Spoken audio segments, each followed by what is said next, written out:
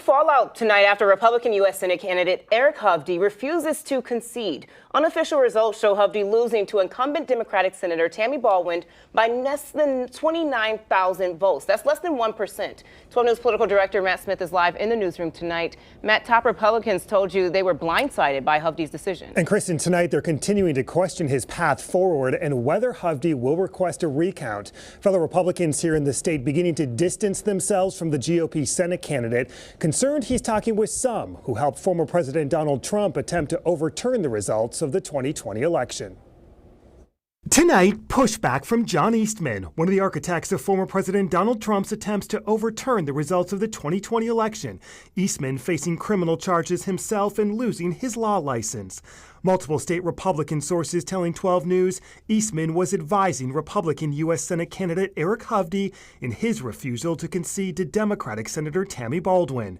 Eastman in an email today saying that assertion is false, as I am not advising Mr. Hovde or anyone connected with him, or anyone else for that matter, about election issues in Wisconsin. This tonight as Hovde expands on his campaign video. What happened in this election does not inspire confidence in our process, and that is wrong. Not conceding and also pushing baseless claims about Milwaukee's electoral process. Hovde, though, afterwards on WISN Radio Tuesday. I will definitely pick myself up and, and move on and continue to fight for our wonderful country and state, which is why I got into this whole thing.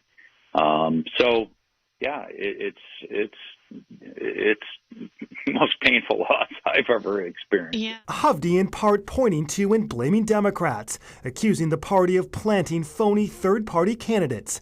Thomas Leger, who received more than 28,000 votes with the American First Party, has said he was recruited by a group the Associated Press reports has ties to Democratic donors. But he also rejects claims he was a plant, telling the AP he is more conservative than Hovde.